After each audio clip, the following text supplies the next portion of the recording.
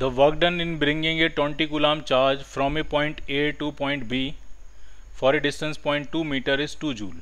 The potential difference between the 2 points will be. ठीक है, आपको वर्क डन दिया है 2 जूल और किस चार्ज को मूव करा रहे हो वो भी दिया है और पोटेंशियल डिफरेंस पूछ रहे हैं। तो बहुत ही सिंपल होता है, किसी भी चार्ज को मूव कराने में, स्लोली मूव कराने में जो work done by external agent आता है वो आपका आता है जिस चार्ज को आप मूव करा रहे हो इनटू फाइनल पॉइंट का पोटेंशियल माइनस इनिशियल पॉइंट का पोटेंशियल।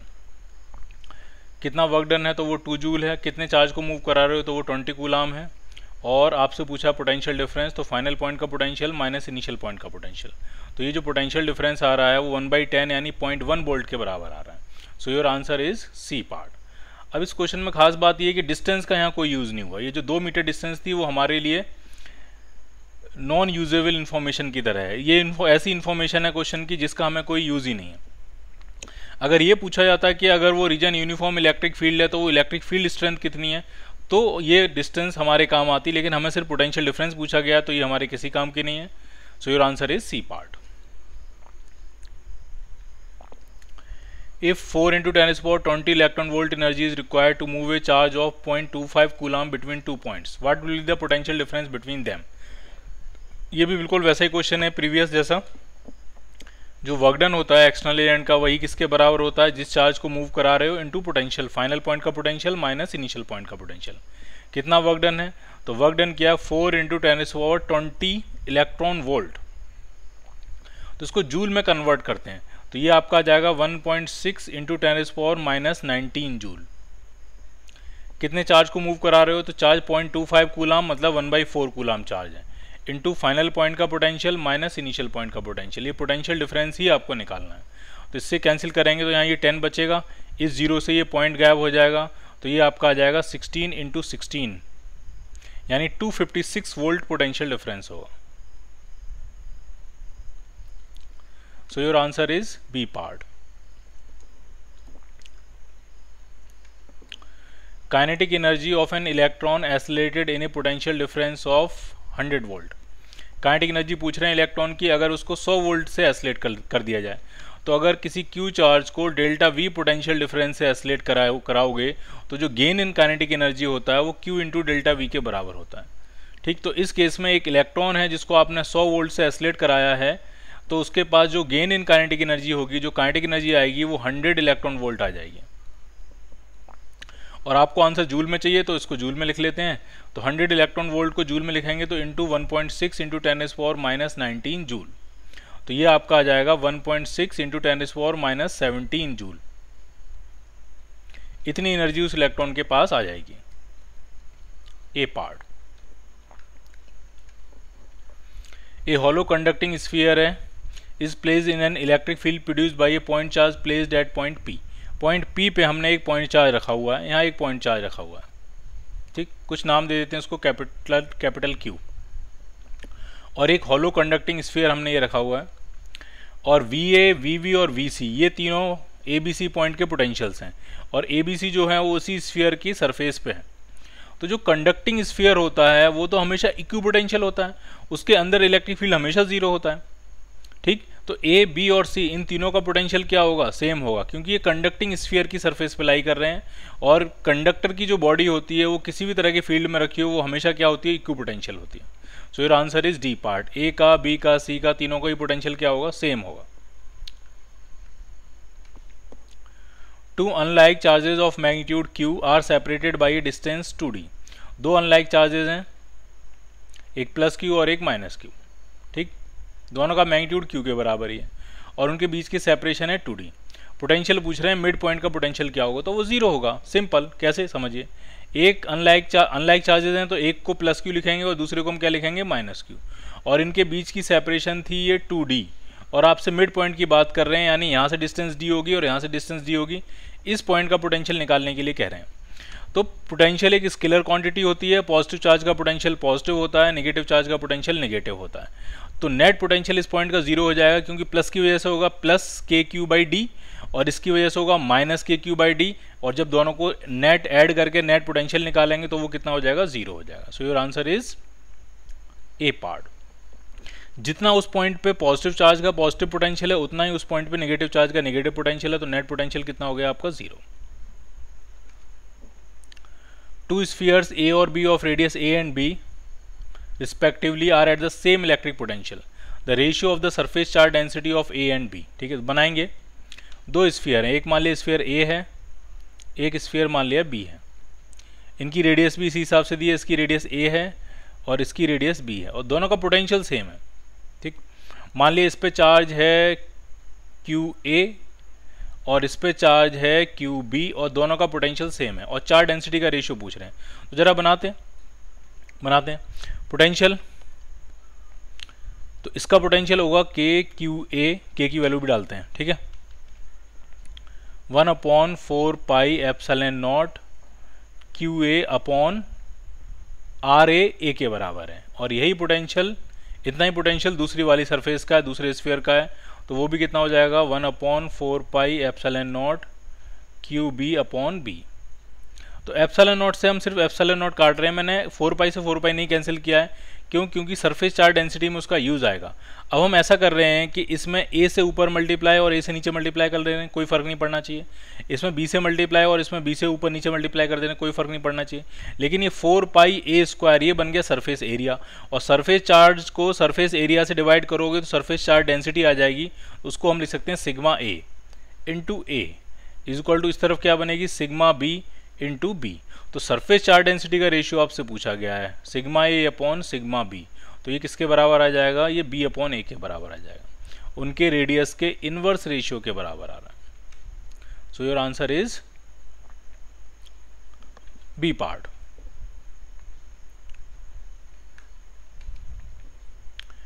एक capacitor of 2 microfarad charge to 50 volt is connected in parallel with another capacitor of 1 microfarad charged to 20 volt. The common potential and loss of energy will be, देखिए क्या है, एक capacitor है 2 microfarad का और कितने वोल्ट से चार्ज किया है? 50 वोल्ट से चार्ज किया है। तो इस पे चार्ज कितना आया होगा? मान लिया इस पे पॉजिटिव, इस पे नेगेटिव, कितना चार्ज आया होगा? Q1 अगर मैं कहूँ तो Q इक्वल टू होता है CV, तो 100 माइक्रो कूलाम का चार्ज आया होगा। दूसरा कैपेसिटर है 1 माइक्रोफैरड का और इसको चार्ज किया है 20 वोल्ट से और इसमें भी मैं यही मान रहा हूँ कि ये पॉजिटिव सरफेस है, नेगेटिव सरफेस, इस पर कितना चार्ज आया होगा Q2, तो Q इक्वल टू CV, इस पर आया होगा 20 माइक्रो कूलाम का। फिर हमने इनको पैरेलल में कनेक्ट कर दिया। अब कुछ दिया नहीं है स्पेशल, तो हम ऐसे कनेक्ट करेंगे, पॉजिटिव को पॉजिटिव से कनेक्ट करेंगे और नेगेटिव को नेगेटिव से कनेक्ट करेंगे। इस तरह से हम कनेक्ट कर रहे हैं इनको। तो कॉमन पोटेंशियल कितना होगा? तो जो नेट पोटेंशियल होगा आपका वो आपका हो जाएगा Q net upon C net, ये नेट पोटेंशियल होगा। Q नेट कितना होगा? तो Q नेट हो जाएगा Q1 plus Q2 120 micro coulomb और C नेट जो होगा वो होगा C1 प्लस C2, क्योंकि पैरेलल में है तो ये हो जाएगा 3 माइक्रोफैरड। तो जो कॉमन पोटेंशियल आया वो 40 वोल्ट आया। क्लियर? तो 40 वोल्ट तो 2 में आंसर दिया हुआ है। तो अब हम निकालेंगे लॉस इन एनर्जी। तो लॉस निकालने के लिए क्या करना होगा? आपको सिस्टम की इनिशियल एनर्जी निकालनी होगी, सिस्टम की फाइनल एनर्जी निकालनी होगी और माइनस करना होगा। तो यहाँ करते हैं इसको। ठीक है, पहले निकालेंगे सिस्टम की इनिशियल एनर्जी कितनी होगी। ठीक, तो हाफ CV स्क्वायर का फॉर्मूला लगा रहे हैं। हाफ C कितना है 2 और V स्क्वायर करेंगे तो ये 2500 हो जाएगा, प्लस नीचे वाले का हाफ C कितना है 1 और V स्क्वायर करेंगे तो ये 400 हो जाएगा। तो ऊपर तो हुआ 2500 और नीचे हुआ 200, तो टोटल आ गया आपका 2700। और मैंने कैपेसिटर माइक्रोफैरड में ही डाला है तो एनर्जी माइक्रो जूल में आएगी आपकी। पोटेंशियल तो हमने वोल्ट में ही डाला है लेकिन कैपेसिटेंस जो था वो हमने माइक्रोफैरड में डाला है, तो जो आंसर आएगा फाइनली वो माइक्रो जूल में आएगा। तो ये होगी इनिशियल एनर्जी 2700 माइक्रो जूल। अब जरा फाइनल एनर्जी निकालते हैं। तो फाइनल एनर्जी आप ये कर सकते हो half C net into V net का स्क्वायर, क्योंकि V नेट हम निकाल चुके हैं। तो हाफ C नेट कितना होगा? पैरेलल में 2 और 1 3 माइक्रोफैरड हो जाएगा। माइक्रो ही रखते हैं ताकि आंसर माइक्रो जूल में आएगा। और पोटेंशियल 40 वोल्ट है, 40 का स्क्वायर करेंगे तो ये 1600 आ जाएगा। तो 2 से कैंसिल करेंगे कितने टाइम? 800 टाइम्स। तो ये आपका आ गया 2400 माइक्रो जूल। ठीक, तो लॉस कितना हुआ? लॉस इन एनर्जी कितना हुआ? तो लॉस जो होगा वो होगा initial energy minus final energy. So it is 300 micro joule. इतनी एनर्जी का लॉस होगा। क्लियर? एकदम सिंपल है। हमने सबसे पहले इनिशियल एनर्जी निकाली, फिर हमने फाइनल एनर्जी निकाल दी, माइनस कर दिया, लॉस पता लग गया आपको। तो 40 वोल्ट तो पोटेंशियल है कॉमन, और जो लॉस है वो 300 माइक्रोजूल का लॉस है। So your answer is a part.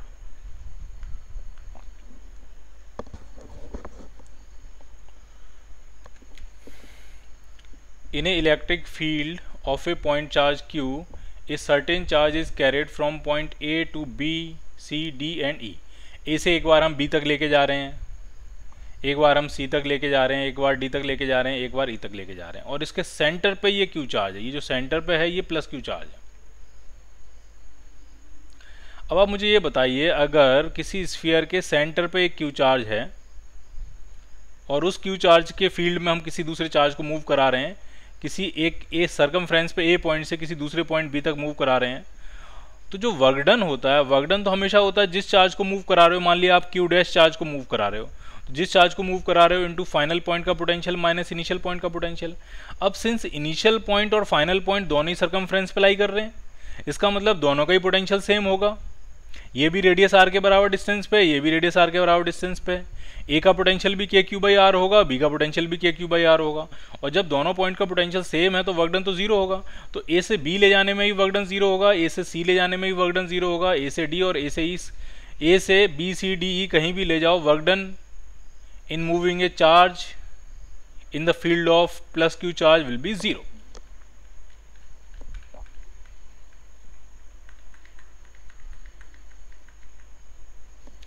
क्या आंसर बनेगा? Is zero along all the path A B A C A D और ए। क्लियर? एक यूनिफॉर्म इलेक्ट्रिक फील्ड है जिसका मैग्नीट्यूड ई नॉट है along the positive x direction. If the potential is zero at x is equal to zero, then the potential then its value eight x is equal to plus x will be. Diagram बनाएंगे। ये electric field है positive x direction में और uniform electric field है। ठीक, एक point यहां है, मैं ए कह देता हूं इसको, ओरिजिन पे है, x is equal to zero पे है, और ए का पोटेंशियल वी ए आपको जीरो मानना है। और दूसरा कोई पॉइंट बी है जो कि x is equal to x पे है, और इसका पोटेंशियल आपको फाइंड करना है। और electric field positive x direction में जिसकी वैल्यू है ई नॉट। तो कई तरीके हैं, आप कॉमन सेंस से भी निकाल सकते हो और आप चाहो तो इसको मैथमेटिक्स से भी निकाल सकते हो। देखिए, अगर इस पॉइंट का पोटेंशियल जीरो है और आप आगे वाले पॉइंट का निकाल रहे हो, तो इलेक्ट्रिक फील्ड की जो डायरेक्शन होती है वो हमेशा हायर से लोअर पोटेंशियल होती है। यानी ए और बी में पूछूं तो बी का लोअर पोटेंशियल होगा, ए का हायर पोटेंशियल होगा, क्योंकि इलेक्ट्रिक फील्ड उसी डायरेक्शन में है। इलेक्ट्रिक फील्ड हमेशा हायर पोटेंशियल से लोअर पोटेंशियल की तरफ होता है, तो बी लोअर हुआ। तो अगर ए का ही पोटेंशियल आपने जीरो कह दिया तो बी का पोटेंशियल होगा निगेटिव, पॉजिटिव होगा नहीं। इसका मतलब आंसर ए भी नहीं बनेगा, आंसर सी भी नहीं बनेगा। ठीक, दूसरी बात, पोटेंशियल की जो डायमेंशन होती है वो इलेक्ट्रिक फील्ड की डायमेंशन इनटू डिस्टेंस की डायमेंशन होती है। कई बार आपने देखा भी होगा कि इलेक्ट्रिक फील्ड को वोल्ट पर मीटर लिखते हैं। इलेक्ट्रिक फील्ड को क्या लिखते हैं? वोल्ट पर मीटर। तो जो पोटेंशियल की डायमेंशन होगी वो इलेक्ट्रिक फील्ड की डायमेंशन इनटू डिस्टेंस की डायमेंशन होगी। बाकी अगर आपको फॉर्मूला याद हो, delta V is equal to minus E dot r B होता है। तो इलेक्ट्रिक फील्ड में डिस्टेंस की पावर 1 से जब हम मल्टीप्लाई करेंगे तब पोटेंशियल डिफरेंस की डायमेंशन आएगी। इसका मतलब डी पार्ट तो आंसर बनेगा नहीं, आंसर बनेगा बी पार्ट। ठीक है, दो लॉजिक हमने लगाए। पहली बात तो अगर यहाँ का पोटेंशियल जीरो है तो यहाँ का पोटेंशियल नेगेटिव हो जाएगा। दूसरी बात, इलेक्ट्रिक फील्ड इंटू डिस्टेंस की पावर 1 जो है वो पोटेंशियल की डायमेंशन बनती है, तो एक्स स्क्वायर वाला आंसर बनेगा नहीं। ठीक, बाकी अब हम पूरा फॉर्मूला लगा के सेटल करेंगे इसको। देखिए कैसे कर रहे हैं। यूनिफॉर्म अगर इलेक्ट्रिक फील्ड हो, यूनिफॉर्म, तो फाइनल पॉइंट का पोटेंशियल जो होता है माइनस इनिशियल पॉइंट का जो पोटेंशियल होता है वो होता है minus E dot r. R आपका डिस्प्लेसमेंट है फ्रॉम इनिशियल टू फाइनल। ये फॉर्मूला सिर्फ तब लगेगा जब इलेक्ट्रिक फील्ड यूनिफॉर्म है। अगर नॉन यूनिफॉर्म होता है तो उसको इंटीग्रेट करके डी आर से मल्टीप्लाई करते हैं। ठीक है, इंटीग्रेशन में कन्वर्ट हो जाता है। तो अभी तो यूनिफॉर्म है तो चल जाएगा। तो ये पॉइंट आपका इनिशियल है और ये पॉइंट आपका फाइनल है। तो वी आपको निकालना है और इनिशियल का पोटेंशियल जीरो है, इज इक्वल टू माइनस ई कितना है? तो ई है ई नॉट आई कैप, और जो डिस्प्लेसमेंट वेक्टर है वो है एक्स आई कैप। देखिए डिस्प्लेसमेंट अगर मैं वेक्टर बनाऊं तो ये है आपका डिस्प्लेसमेंट वेक्टर, यहाँ से लेकर यहाँ तक ये है डिस्प्लेसमेंट वेक्टर। तो ये कितना है? यहाँ से यहाँ तक डिस्टेंस कितनी है? एक्स, और डायरेक्शन एक्स एक्सिस है तो ये एक्स आई कैप, और इलेक्ट्रिक फील्ड भी एक्स की तरफ है तो ये ई नॉट आई कैप। तो कितना आएगा फिर ये आंसर? तो ये आ जाएगा minus E naught x. So your answer is B part. ठीक, लेकिन ये फॉर्मूला सिर्फ कब चलेगा जब इलेक्ट्रिक फील्ड कैसा होगा आपका, यूनिफॉर्म होगा।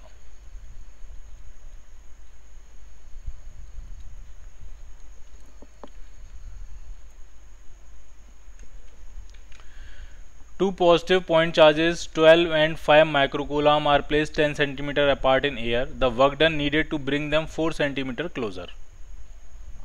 तो ये क्वेश्चन हम पहले भी कर चुके हैं कि 4 सेंटीमीटर पास लाने में कितना वर्क करना पड़ेगा, और इसमें कन्फ्यूजन यही था कि दोनों को 4-4 सेंटीमीटर पास लेके आ रहे हैं कि टोटल 4 सेंटीमीटर पास लेके आ रहे हैं। मतलब फाइनल डिस्टेंस दोनों के बीच की 2 सेंटीमीटर बची है कि 6 सेंटीमीटर बची है। वर्क डन का फॉर्मूला सिंपल यही होता है कि final potential energy minus initial potential energy. तो मैंने तो ये माना था कि शुरुआत में दोनों के बीच में 10 सेंटीमीटर सेपरेशन है, उसके बाद 4 सेंटीमीटर दोनों को क्लोजर लेके आ रहे हैं, तो इसका मतलब फाइनल सेपरेशन दोनों के बीच में 6 सेंटीमीटर होगा। और फाइनल पोटेंशियल एनर्जी का एक्सप्रेशन लिखो, इनिशियल का लिखो, माइनस करो, वर्क डन आपको मिलेगा। और नहीं अगर मिले आंसर तो आपको क्या करना है, ई पार्ट बना के आंसर लिख लेना है। इस क्वेश्चन में ये क्लियर नहीं था कि ये दोनों को 4-4 सेंटीमीटर शिफ्ट कर दिया है। अगर दोनों को 4-4 सेंटीमीटर शिफ्ट कर देंगे तो उनके बीच का गैप तो सिर्फ 2 सेंटीमीटर बचेगा। ठीक, तो इसमें क्लियर नहीं है, तो आंसर कुछ भी हो सकता है।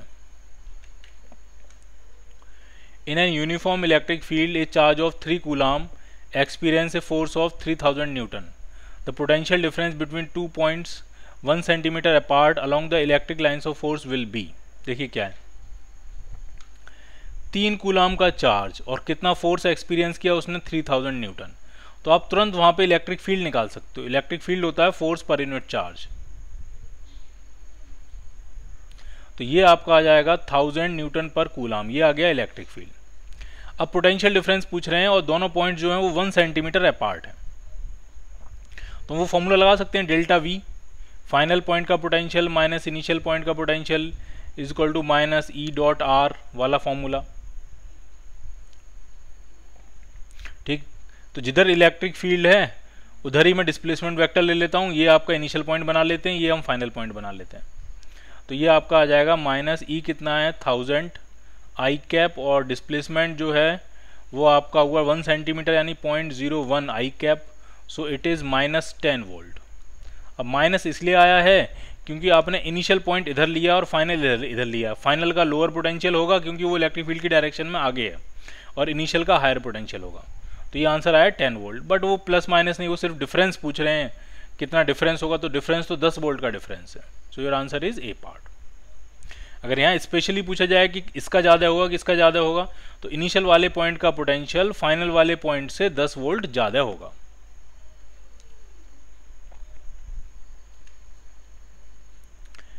A particle A has a charge plus q and a particle B has a charge plus 4q with each of them having the same mass m। ठीक है, दो पार्टिकल हैं, एक A है और एक B है, दोनों पे चार्ज अलग अलग है, एक पे Q है और एक पे प्लस 4q है, लेकिन मास दोनों का सेम है, m और m। They are allowed to fall from rest through the same electric potential difference. दोनों को सेम पोटेंशियल डिफरेंस से एसलेट किया जा रहा है या गिराया जा रहा है। डेल्टा वी से दोनों को सेम पोटेंशियल डिफरेंस से एसलेट कराया जा रहा है। तो स्पीड के बारे में पूछ रहे हैं, तो आप मुझे काइनेटिक एनर्जी बताइए। अगर क्यू चार्ज को डेल्टा वी से एसलेट कराएंगे तो जो काइनेटिक एनर्जी होगी वो क्यू डेल्टा वी होगी, और इसमें 4q चार्ज को डेल्टा वी से एसलेट कराएंगे तो इसकी जो काइनेटिक एनर्जी होगी वो 4q टाइम्स डेल्टा वी होगी। तो सीधी सी बात ये है कि मास तो दोनों का सेम है। देखिए मास तो दोनों का क्या है, सेम। तो अगर इसकी काइनेटिक एनर्जी 4 गुना है तो इसकी स्पीड 2 गुना होगी। ये समझ में आया आपको? अदरवाइज हम क्या करेंगे, इसको लिखेंगे हाफ एम वी ए का स्क्वायर, और इसको क्या लिखेंगे, हाफ एम वी वी का स्क्वायर। और दोनों को अगर डिवाइड करेंगे तो v A upon v v जो आएगा वो आपका 1:2 आ जाएगा। दोनों को डिवाइड करके अंडर रूट ले लिया है। So your answer is B part.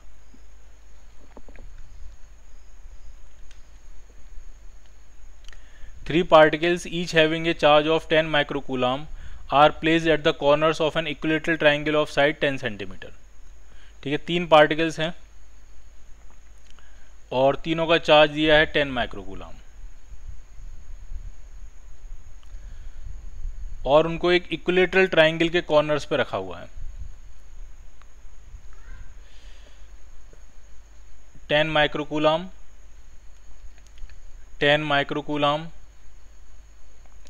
10 माइक्रोकूलाम। और सेपरेशन और जो साइड्स की लेंथ है वो 10 सेंटीमीटर यानी 0.1 मीटर है। और इस सिस्टम की पोटेंशियल एनर्जी पूछी तो बहुत ही आसान है। पोटेंशियल एनर्जी जब हम निकालेंगे तो बेसिकली इसमें एक पेयर की पोटेंशियल एनर्जी निकालेंगे, 3 से मल्टीप्लाई कर देंगे। क्यों? क्योंकि ऐसे 3 पेयर क्रिएट हो रहे हैं आइडेंटिकल। ठीक है, ट्रायंगल में कितने पेयर क्रिएट होते हैं? 3। स्क्वायर अगर शेप होती तो उसमें 6 पेयर क्रिएट होते हैं। ठीक है, 4 तो साइड वाले होते हैं और 2 डायगोनल वाले होते हैं। तो हम एक पेयर की लिखेंगे और 3 से मल्टीप्लाई कर देंगे। क्या बनेगा? के कितना होगा? 9 × 10⁻⁹। Q1 10 माइक्रोकूलाम यानी 10 × 10⁻⁶। Q2 वो भी 10 माइक्रोकूलाम यानी 10 × 10⁻⁶। अपॉन R कितना है? 0.1। क्लियर? तो ये पॉइंट हटाएंगे तो यहाँ 9 की जगह 10 पावर हो जाएगी, 11 पावर और 12 पावर, और ये 12 पावर माइनस 12 पावर से कैंसिल आउट हो जाएगी। तो ये जो फाइनल आंसर आ रहा है वो 27 जूल आंसर निकल के आ रहा है। So your answer is C part.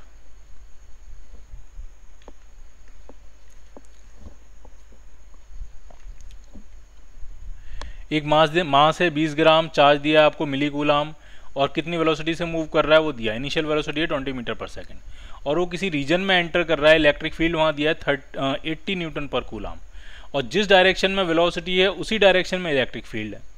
तो वेलोसिटी पूछ रहे हैं आफ्टर 3 सेकंड के बाद वेलोसिटी कितनी होगी। तो बहुत आराम से समझिए, Q × E होगा फोर्स, और फोर्स अपॉन मास बनेगा acceleration.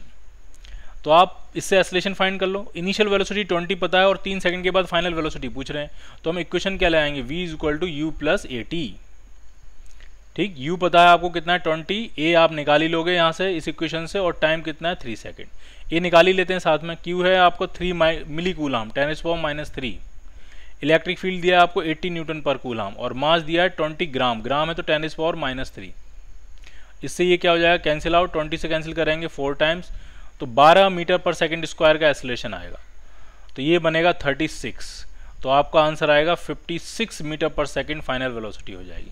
So your answer is B part. Clear? 4 identical charges 50 microcoulomb each are placed one at the each corner of square of side 2 metre. ठीक है, 4 आइडेंटिकल चार्जेस हैं और इस तरह से ये रखे हुए हैं।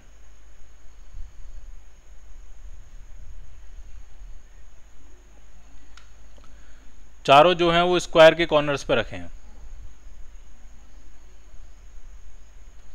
इस तरह से। कितने हैं? 50 माइक्रोकूलाम,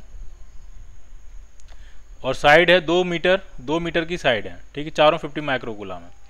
अब पूछ रहे हैं how much external energy is required to bring another charge of +50 microcoulomb from infinity to the centre of the square. Infinite से लेके आ रहे हैं कहाँ तक? उसके सेंटर तक। कितना वर्क करना पड़ेगा? तो वर्क डन जो होगा वो वही होगा जिस चार्ज को आप मूव करा रहे हो इनटू फाइनल पॉइंट का पोटेंशियल माइनस इनिशियल पॉइंट का पोटेंशियल। ठीक, किस चार्ज को मूव करा रहे हो? तो वो है 50 माइक्रोकूलाम। ठीक, अब फाइनल पॉइंट तो इसका सेंटर है। अब सेंटर का पोटेंशियल कितना होगा? तो आप समझिए जरा, ये डिस्टेंस कितनी होगी? तो साइड इसकी अगर 2 मीटर है तो डायगोनल बनेगा 2√2। डायगोनल टोटल कितना बनेगा? 2√2, और उसका आधा जो होगा वो होगा √2। तो ये √2 मीटर डिस्टेंस होगी। और अगर ये Q चार्ज है 50 माइक्रोकूलाम भी, ये भी 50 माइक्रोकूलाम ही है, तो इसकी वजह से यहाँ पोटेंशियल कितना होगा? तो फॉर्मूला लगेगा KQ/R। और ऐसे 4 चार्जेस हैं KQ/R, और ऐसे कितने चार्जेस हैं? 4, 1 2 3 4। तो टोटल सेंटर का पोटेंशियल हो जाएगा 4 × KQ/R। और लेके कहाँ से आ रहे हैं? इन्फानाइट से। तो इन्फानाइट का पोटेंशियल क्या होगा? 0। तो ये बन गया 4, K कितना है? 9 × 10⁹